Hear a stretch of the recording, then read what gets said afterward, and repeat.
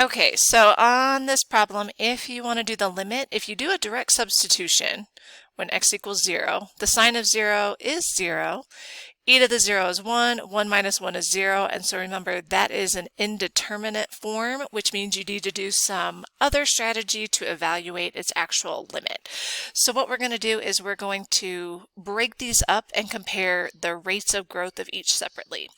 So if I attack this as 0 from above, and we want to attack it 0 from below of each function separately. So let's look at sine, and I'm just going to keep it as a ratio, because really a limit is comparing the rates of growth of each function with respect to each other. So if this is sine, then what you need to look at is if I'm looking at 0 from above, I'm approaching from this way, and so I'm kind of looking right here. So what I notice is it's going to be a positive small decimal. So I'm going to write that positive small decimal.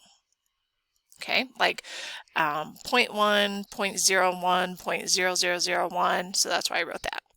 Now, 0 from below would be from this direction, and so same idea, as I get closer and closer, I've got a negative value, but it's still that really small decimal.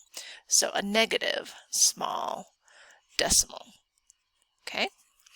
Then we're going to look at this function. Now, this function, it's hard to do this without a calculator, but you need to remember what the graph looks like. So e to the x,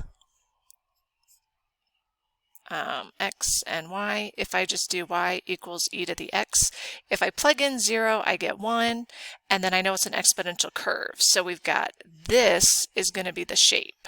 Okay, now this minus 1 is a translation, so it's going to move all of these dots down 1 unit. So if I graph that, I'll just do it up here, and I move this down, it's going to be at 0, 0, and then my asymptote was at 0, so I move that down 1, and then we have our curve. Okay, and it really would go closer like that.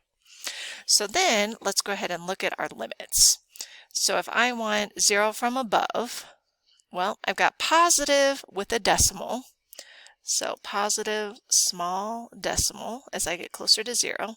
And 0 from below, well, it'd be a negative small decimal.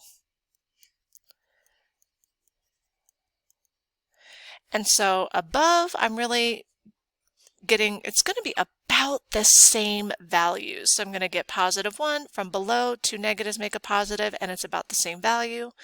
And so because my left and my right limits agree, that is why. Okay. Without a calculator, you have to know what the graphs look like, and you have to use the concept of the double-sided limit.